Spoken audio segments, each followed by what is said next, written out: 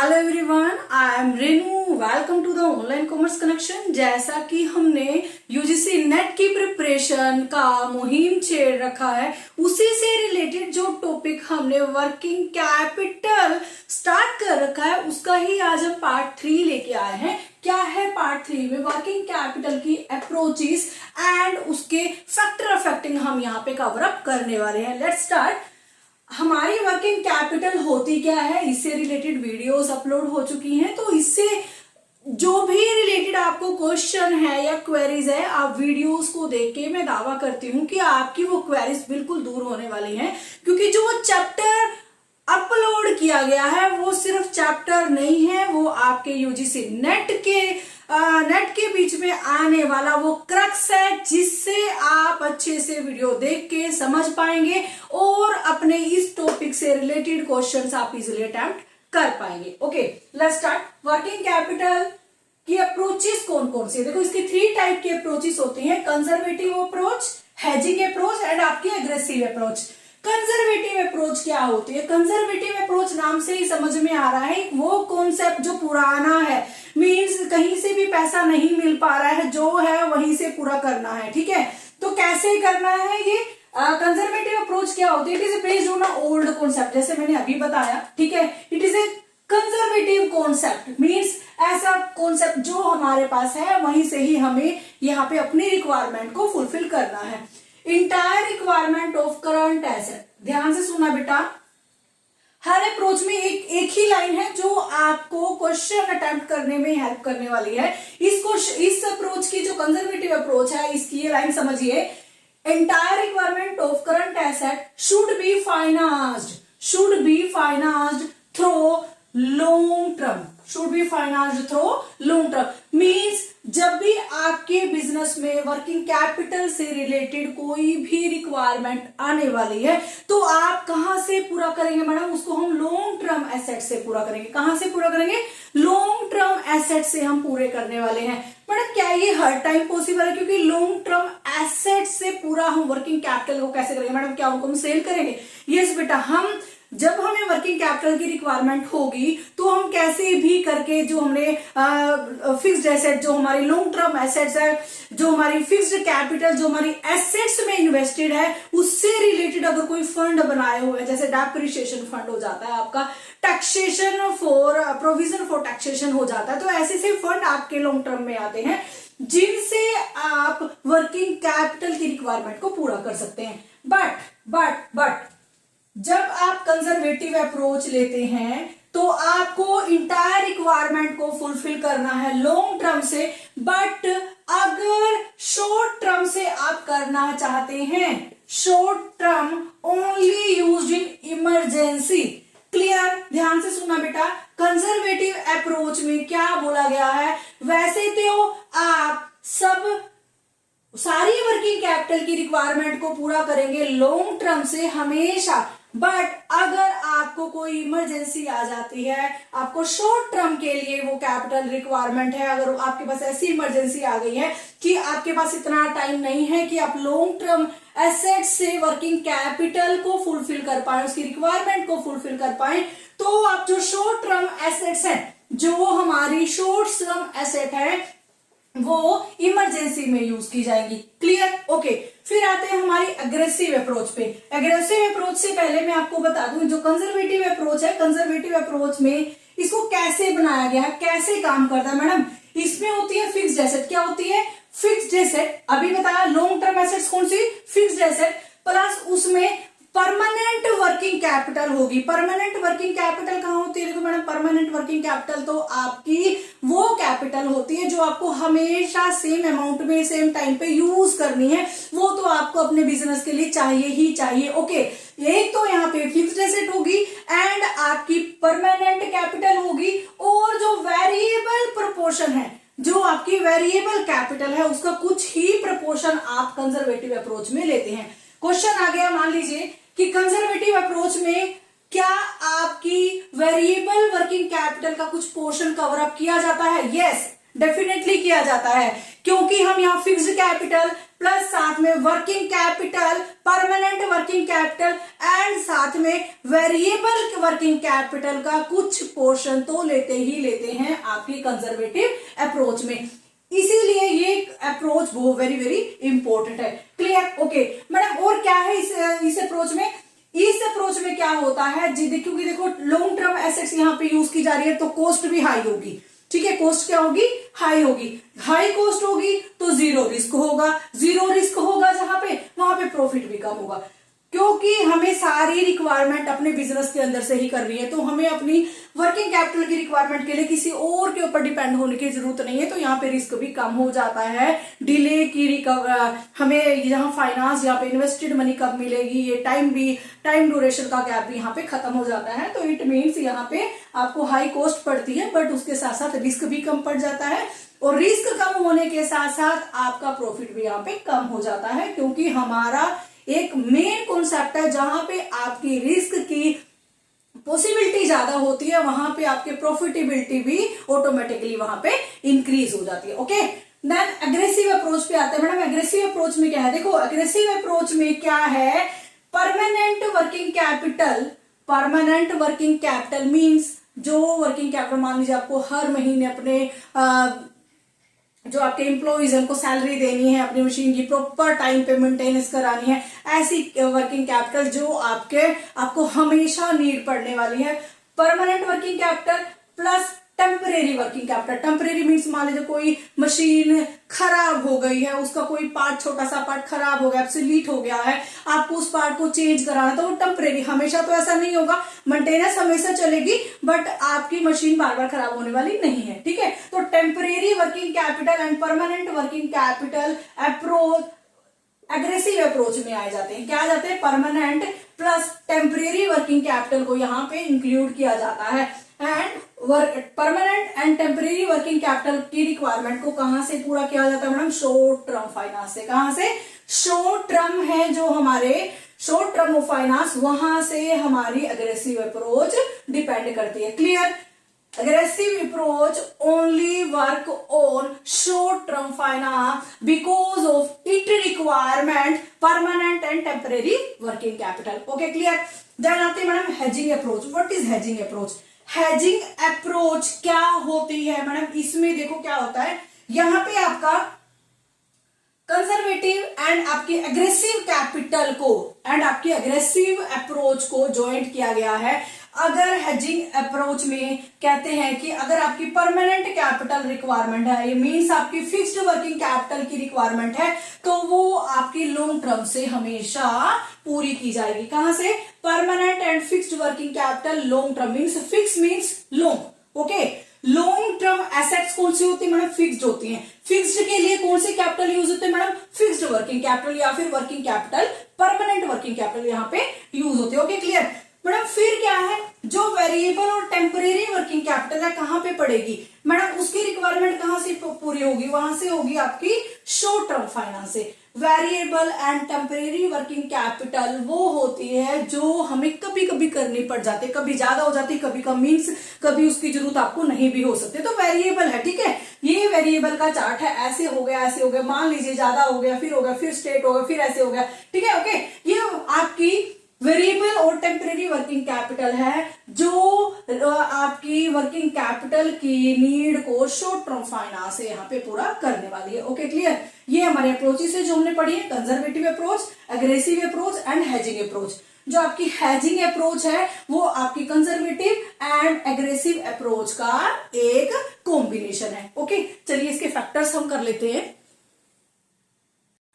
चलिए, जो next topic हमारा है वर्किंग कैपिटल की मेथड से क्या है, वर्किंग कैपिटल को कैलकुलेट करने के मेथड से क्या है, जिससे आपको पता चले कि आपके बिजनेस में वर्किंग कैपिटल की कितनी रिक्वायरमेंट है। आपको कैसे पता चलेगा कि कितनी रिक्वायरमेंट है?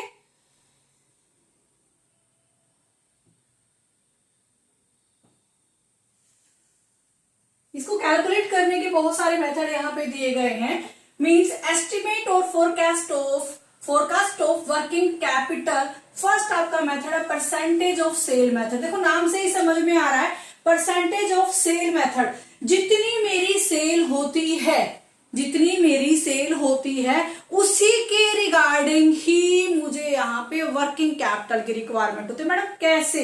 देखो अगर हम नई कंपनी खोल रहे हैं, अगर हम नई कंपनी खोल रहे हैं और हमें यहाँ पे वर्किंग कैपिटल का कोई आइडिया नहीं लग रहा है, क्योंकि जो आपका परसेंटेज ऑफ सेल मेथड है it is based on your past experience, it is based on your past experience of sale. But आप न्यू हैं और न्यू बिजनेस सेटअप आपने किया है, उस न्यू बिजनेस में आपको किस तरीके से अपने सेल के अकॉर्डिंग यहाँ पे वर्किंग कैपिटल की रिक्वायरमेंट को देखना है। तो ये कैसे फुलफिल होगा?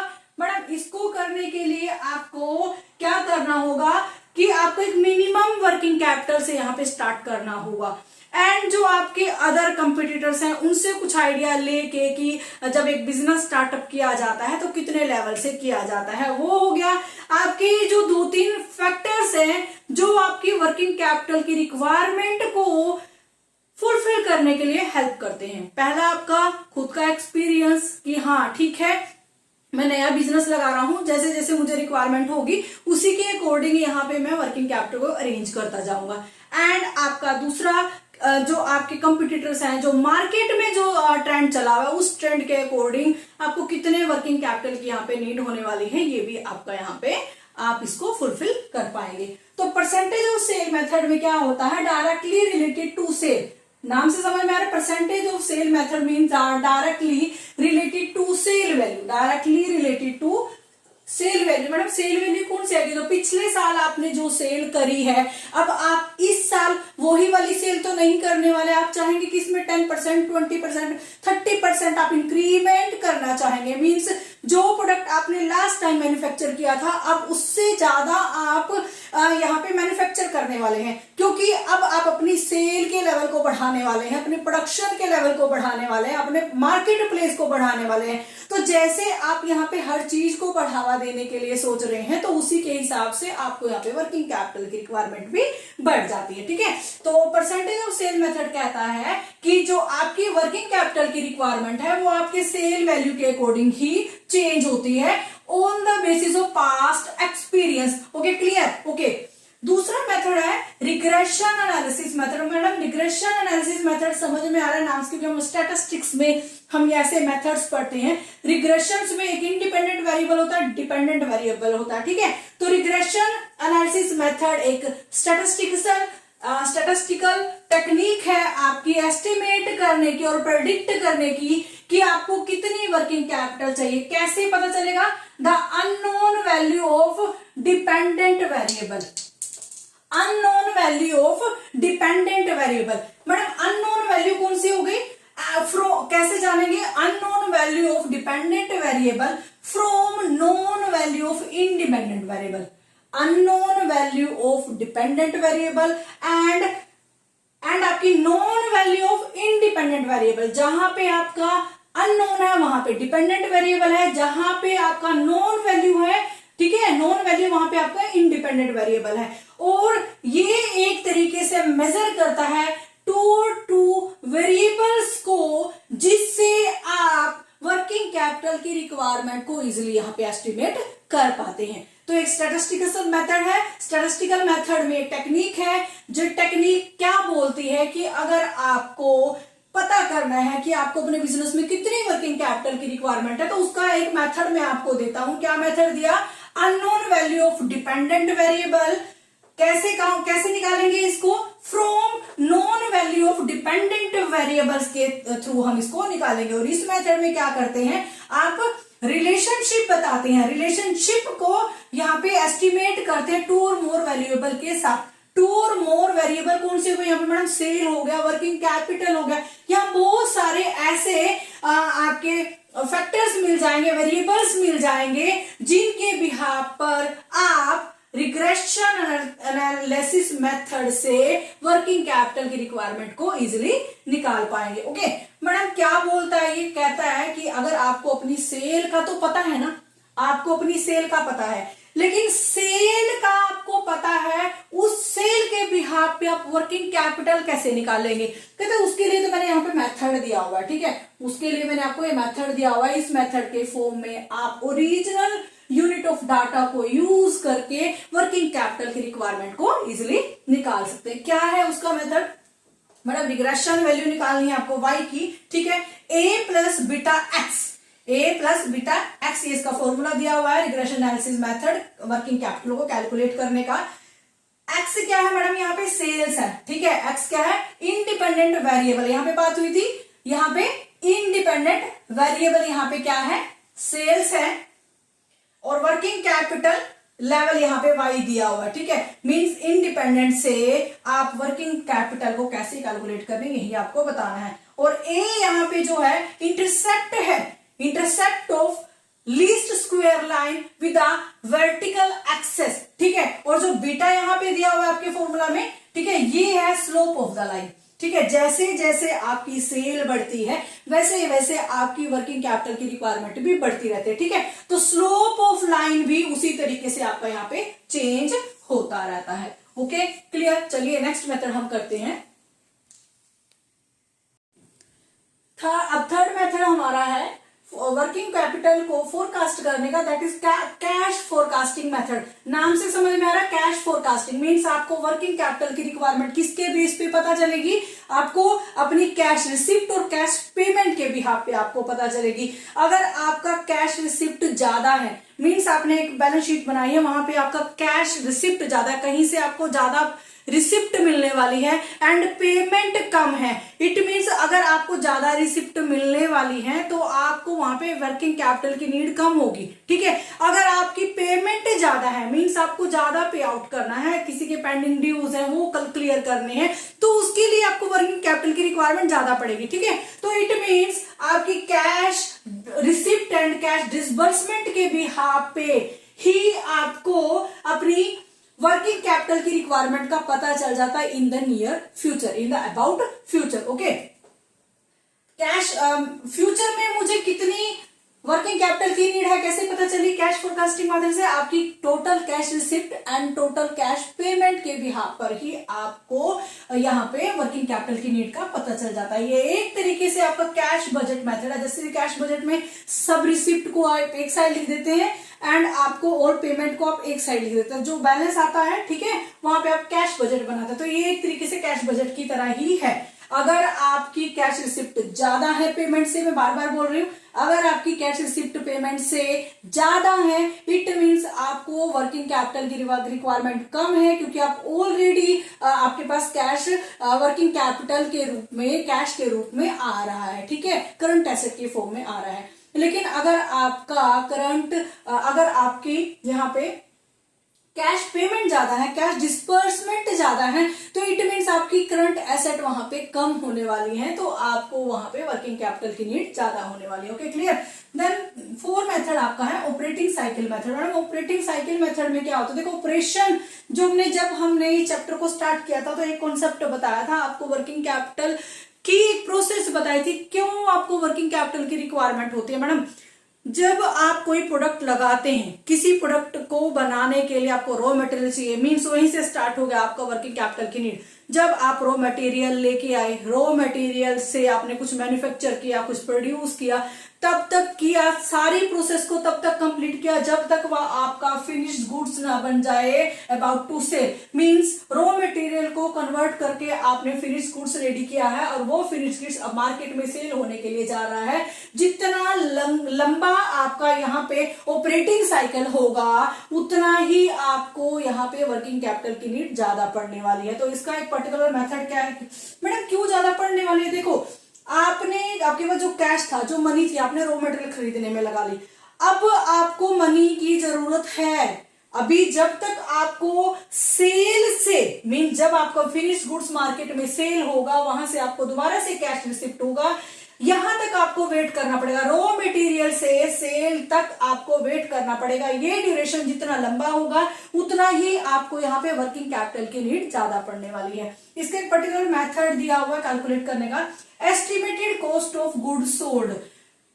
जो आपका प्रोडक्ट सेल हुआ है या सेल होगा नियर फ्यूचर में, उसकी एस्टिमेटेड कॉस्ट बताइए कितनी आएगी। ठीक है, मल्टीप्लाई करिए ऑपरेटिंग साइकिल से, कितना लंबा आपका ऑपरेटिंग साइकिल है यहाँ पे 120 डेज का। ठीक है, तो डिवाइडेड बाय 365 डेज। क्यों? क्योंकि अगर आप यहाँ पे मंथ में लिखते हैं तो यहाँ पे आपके 12 मंथ आ जाते हैं। ठीक है, बट हमने यहाँ पे डेज के अकॉर्डिंग कैलकुलेट किया है, तो ऑपरेटिंग साइकिल आपका यहाँ पे डेज के अकॉर्डिंग होगा। ठीक है, मान लीजिए मुझे 3 मंथ का टाइम लगेगा, मीन्स मुझे 90 डेज का ऑपरेटिंग साइकिल मुझे मेरे रॉ मटेरियल से सेल्स में कन्वर्ट होने के बाद कैश में कन्वर्ट होने के लिए लगता है। ठीक है, प्लस डिजायर्ड कैश बैलेंस जो मुझे यहाँ पे अभी इस चीज को स्टार्ट करने के लिए चाहिए। ठीक है, इस पर्टिकुलर मेथड से आप ऑपरेटिंग साइकिल मेथड के हिसाब से अपनी वर्किंग कैपिटल की नीड को कैलकुलेट कर पाएंगे। देन लास्ट मेथड है आपका projected balance sheet method. Madam projected balance sheet method में क्या है, देखो साफ साफ समझ में आ रहा है। प्रोजेक्टेड मींस फ्यूचर में बनाई गई, फ्यूचर के लिए बनाई गई, फोरकास्ट की गई बैलेंस शीट। वो बैलेंस शीट जो अभी आपने सिर्फ जस्ट आइडिया लेके बनाई है कि ऐसा फ्यूचर में हो सकता है। कैसे? Projected balance sheet is prepared for future date. Clear? Projected balance sheet is prepared for future date by forecasting assets and liability. By forecasting asset and liability. आज मेरे पास जो करंट एसेट्स हैं, ठीक है, मैं नियर फ्यूचर में सोचूंगी कि जो करंट एसेट्स का स्टॉक मेरे पास है वो नियर फ्यूचर में बढ़ना चाहिए, बढ़ेगा। उसके लिए मुझे प्रोजेक्टेड बैलेंस शीट मैंने यहाँ पे रेडी की है। कैसे मैं उस करंट एसेट्स को बढ़ाऊं? तो उसके लिए मुझे अपनी लायबिलिटीज को कम करना होगा। जितनी लायबिलिटीज मेरी कम होगी उतनी यहाँ पे मेरी करंट एसेट ज्यादा होंगी। ठीक है, तो क्या होता है madam? Excess of estimated current asset. Excess means जितनी करंट एसेट्स ज्यादा होंगी आपकी एस्टिमेटेड करंट लायबिलिटी से, उसी के हिसाब से आपको यहाँ पे वर्किंग कैपिटल की नीड का पता चल जाएगा। अगर आपकी करंट एसेट्स ज्यादा है करंट लायबिलिटी से, तो इट मींस आपके पास वर्किंग कैपिटल का अच्छा स्टॉक है, कैश इन हैंड आपके पास अच्छा है, जिसकी वजह से आपके बिजनेस की प्रोसेस नहीं रुकने वाली है। It's all about your method or estimate forecast of working capital. Then we are doing factors of working capital. Okay, let's do. चलिए, जो अब हमारा नेक्स्ट टॉपिक है factor of working capital. Madam factor of working capital क्या बताते हैं? Factor of working capital बताते हैं कि हमें कितनी वर्किंग कैपिटल की यहाँ पे नीड होने वाली है, ये कैसे पूरी होगी, क्यों होगी, क्यों हमें वर्किंग कैपिटल की जरूरत पड़ती है, ये सारे फैक्टर्स आपके इन डाउट्स को क्लियर करने वाले हैं। इससे पहले मैं आपको एक चीज बता दूं, जो आपने वर्किंग कैपिटल में आपने excess working capital and inadequate working capital topic पढ़ा था, उसमें क्या पढ़ा था?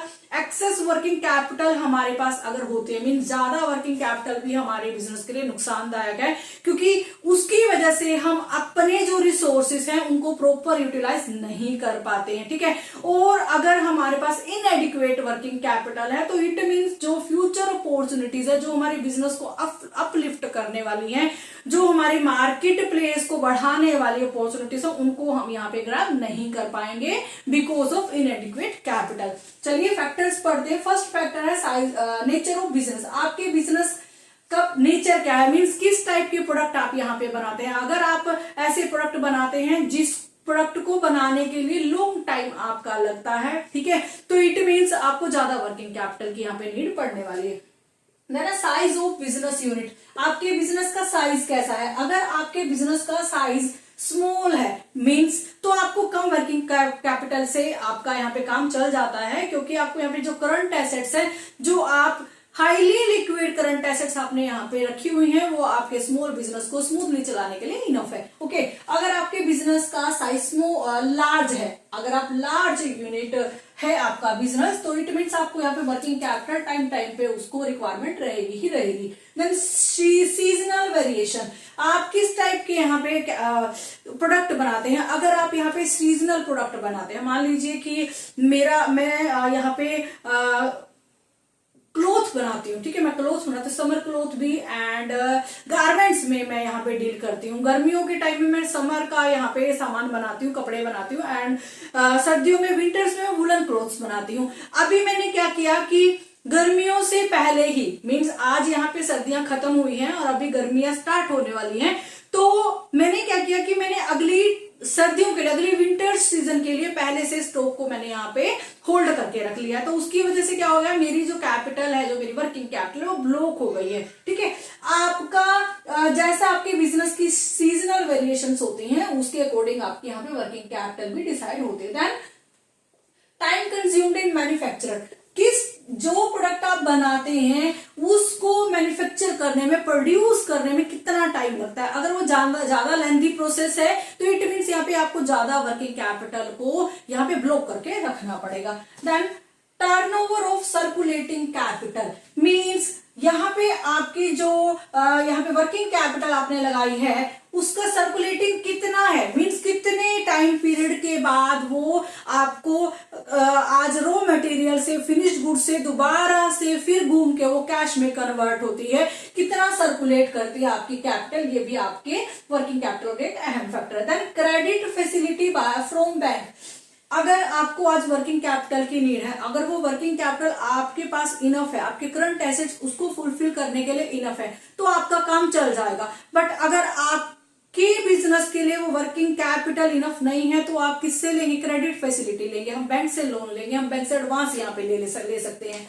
तो बैंक आपको किस तरीके से यहाँ पे आपको यहाँ पे ट्रीट करता है, जितना आपको वर्किंग कैपिटल चाहिए होता है कि आपको उतना दे देता है या कुछ परसेंटेज आपको देता है। ठीक है, तो जैसा बैंक की क्रेडिट पॉलिसी होती है उसके अकॉर्डिंग यहाँ पे आपकी वर्किंग कैपिटल की नीड होती है। अगर आपका जो बैंक है आपको ज्यादा वर्किंग कैपिटल प्रोवाइड नहीं करा पा रहा है आपके प्रोडक्शन के बेस पे, आपके बिजनेस के बेस पे, तो आप क्या करेंगे। ठीक है, तो इट मीन्स अगर क्रेडिट पॉलिसी ज्यादा आपके बिजनेस के लिए सूटेबल नहीं है तो आपका अपनी करंट एसेट्स को ही ज्यादा बढ़ा के रखना पड़ेगा because of using of working capital. Then term of purchase and sales, term of purchase and sale, आपके बिजनेस का जो टर्म एंड सेल कैसा, कितने टाइम पे आप रॉ मटेरियल खरीदते हैं, कितने कंडीशंस पे आप सेल करते हैं, कितना टाइम पीरियड लगता है, क्या उसकी यहाँ पे टर्म एंड कंडीशंस है, उनके बिहाफ पे भी आपको वर्किंग कैपिटल यहाँ पे लगेगी ही लगेगी। मींस अगर आप रॉ मटेरियल खरीद के जल्दी से उसको सेल में कन्वर्ट करते हैं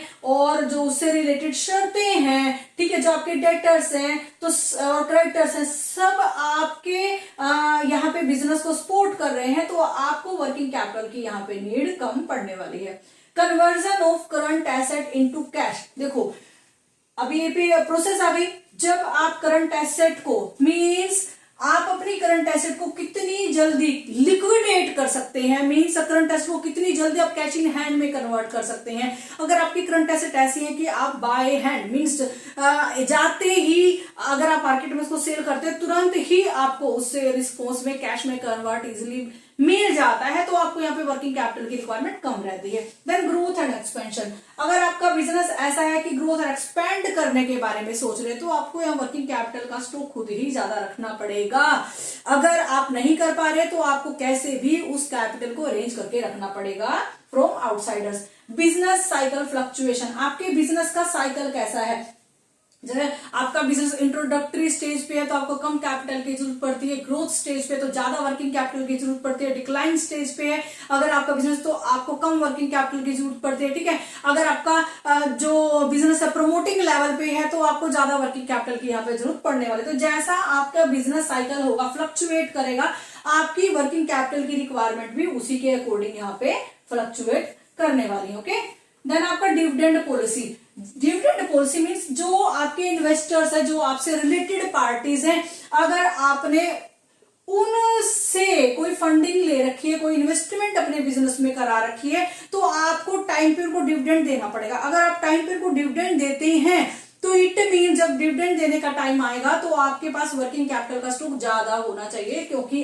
ताकि आप अपने इन्वेस्टर्स को भी सेटिस्फाई कर सके और उनको डिविडेंड पॉलिसी के अकॉर्डिंग डिविडेंड प्रोवाइड कर पाए। ओके, देन एफिशिएंट मैनेजमेंट, आप कितने एफिशिएंट हैं अपने बिजनेस को स्मूथली चलाने के लिए, आपके बिजनेस की प्लानिंग क्या है, आपने अपने बिजनेस को किस तरीके से ऑर्गेनाइज कर रखा है, किस तरीके से डायरेक्टिंग, इसमें स्टाफिंग किस तरीके से, इसमें एचआर काम कर रहा है, किस तरीके से इसमें बिजनेस में कंट्रोलर, ओवरऑल मैनेजमेंट का जो सिस्टम है, अगर आपकी बिजनेस की प्लानिंग, पॉलिसीज वगैरह, रूल रेगुलेशंस वगैरह आपके बिजनेस के अकॉर्डिंग चल रही है और आपका बिजनेस इनके अकॉर्डिंग प्रॉफिटेबल हो रहा है, then you said you are an efficient manager in your company. Okay, it's all about factors of working capital. Then मैं आपको एक important topic बताती हूँ कि आपको किस बिहाफ पे क्रेडिट फैसिलिटीज बैंक से यहाँ पे मिलती हैं. ओके, चलिए अब हम बात करते हैं कि हमारे बिजनेस को बैंक किस वे से, किस मेथड से हमें यहाँ पे वर्किंग कैपिटल में हेल्प करता है, कैसे हमें वर्किंग कैपिटल के लिए लोन या फिर एडवांसेस प्रोवाइड कराता है. ठीक है, बैंक के 3 मेथड हैं जिसके थ्रू वो हमारे बिजनेस के लिए वर्किंग कैपिटल की फंडिंग करता है. ठीक है, किस तरीके से? जो हमारा मैक्सिमम परमिसिबल बैंकिंग फाइनेंस है, मैक्सिमम परमिसिबल बैंकिंग फाइनेंस, इसकी फुल फॉर्म याद कर लीजिए, ये भी आपके क्वेश्चन एक बनता है यहाँ पे. Banking maximum permissible banking finance Tandon committee ने 1974 में दिया था. Maximum permissible banking finance Tandon committee ने 1974 में दिया था. इस मेथड के अकॉर्डिंग आप बिजनेस के लिए वर्किंग कैपिटल को फाइनेंस कर पाते हैं. अगर कोई बिजनेसमैन आपसे वर्क फंडिंग कराने आता है, वर्किंग कैपिटल के लिए लोन लेने आता है, तो आप कैसे डिसाइड करेंगे कि आपको उसको कितनी वर्किंग कैपिटल चाहिए? ऐसे तो अगर आपके पास उसको कैलकुलेट करने का कोई मेथड नहीं होगा, तो मान लीजिए मुझे अपने बिजनेस के लिए 80,000 की वर्किंग कैपिटल चाहिए. ठीक है, तो मैं बैंक के पास जाती हूँ, बैंक के पास कोई मेथड नहीं है कैलकुलेशन का. ठीक है, तो बैंक क्या करेगा? क्या मुझे वो 80,000 देगा? नहीं देगा. तो बैंक ने इस प्रॉब्लम को सोल्व करने के लिए यहाँ पे 3 मेथड निकाले हुए हैं. इन्हीं 3 मेथड्स के बिहाफ पे बैंक यहाँ पे हमारे वर्किंग कैपिटल की फंडिंग को डिसाइड करता है. मेथड नंबर 1 में क्या है? मैक्सिमम परमिसिबल बैंकिंग फाइनेंस कैसे डिसाइड करता है? फर्स्ट मेथड में अगर आपकी करंट एसेट में से करंट लायबिलिटी को माइनस कर देता है. पहला मेथड है आपके बिजनेस की जो करंट एसेट्स हैं उसमें से करंट लायबिलिटी को माइनस करने के बाद उसका 75% निकालता है. उसका 75% निकाल के आपको यहाँ पे फंडिंग कर देता है. ठीक है, देन दूसरा मेथड है मेथड नंबर 2. इसमें क्या करता है बैंक? जो आपकी करंट एसेट्स होती हैं, जो आपके बिजनेस की करंट एसेट्स होती हैं, उसका 75% निकालता है. पहले मेथड में क्या था? Current asset minus current liability का जो आया था उसका 75%, एंड सेकंड मेथड में करंट एसेट का 75% निकाल के जो आएगा उसमें से करंट लायबिलिटी को माइनस करके जो भी अमाउंट आती है वो आपकी यहाँ पे मैक्सिमम परमिसिबल बैंकिंग फाइनेंस है. मीन्स आपकी टोटल फंडिंग है आपकी वर्किंग कैपिटल के लिए, जो आपके बिजनेस के लिए रिक्वायर्ड है, जो आपने बैंक से यहाँ पे मांगी है. ओके, मेथड नंबर 3 में क्या आता है? मेथड नंबर 3 में मैक्सिमम परमिसिबल बैंकिंग फाइनेंस का एक मेथड है. मेथड नंबर 3 क्या करता है? जो करंट एसेट जो आपकी होती है, आपकी करंट एसेट में से हाईली कोर करंट एसेट को माइनस करता है. मैडम, करंट एसेट में से हाईली कोर करंट एसेट को माइनस करता है. अब यहाँ पे हाईली कोर करंट एसेट्स कौन सी हैं? हाईली कोर करंट एसेट्स आपकी वो एसेट्स हैं जो आपके बिजनेस के लिए वैल्यूएबल एसेट्स हैं, जिनके बिना आपका बिजनेस नहीं चल सकता है. जैसे कि यहाँ पे आपके बिजनेस के लिए जो भी मान लीजिए एक रॉ मटेरियल आपके बिजनेस के लिए हो गया, जो प्रोडक्ट आपको करना है उसका जो प्रोडक्ट है, जो रॉ मटेरियल है, वही आपके लिए यहाँ पे हाईली कोर हो गया. आपकी जो मशीन्स हैं वो आपकी हाईली कोर यहाँ पे जो आपके बिजनेस के लिए हेल्प करते हैं. तो आपके बिजनेस के लिए यहाँ पे वैल्यूएबल एसेट कौन से? Highly core current asset. आपके बिजनेस का मेन रॉ मटेरियल ही आपका यहाँ पे वैल्यूएबल एसेट. ठीक है, तो बैंक क्या करता है? करंट एसेट में से highly core current asset minus करने के बाद जो आता है उसका 75% निकालता है. देन उसमें से करंट लायबिलिटी को माइनस करता है. देन उसमें से करंट लायबिलिटी को माइनस कर देता है. जो अमाउंट आती है वो आपको यहाँ पे फंडिंग के तौर पे दे देता है. ठीक है, तो बैंक चाहेगा। आप जब आप बैंक के पास जाते हो एज अ बिजनेसमैन, तो वो आपको इवेल्युएट करता है। वो कहता है कि हाँ, इसका बिजनेस सुनने में ऐसा लग रहा है, या फिर फाइल से पता चल रहा है कि, या इसके बैक रिकॉर्ड से, पास्ट रिकॉर्ड से पता चल रहा है कि इसका बिजनेस ग्रोइंग बिजनेस है, ग्रोथ एंड एक्सपेंशन वाला बिजनेस है। तो उसी के अकॉर्डिंग यहाँ पे उसी मेथड से कैलकुलेट करके ज्यादा से ज्यादा फंडिंग प्रोवाइड कराएगा। अगर बैंक को लगता है कि इसका जो बिजनेस है यहाँ पे कोई ज्यादा ग्रो करने वाला नहीं है, तो मेथड नंबर 3 लगा के आपको मिनिमम से मिनिमम वर्किंग कैपिटल में फंडिंग प्रोवाइड कराएगा।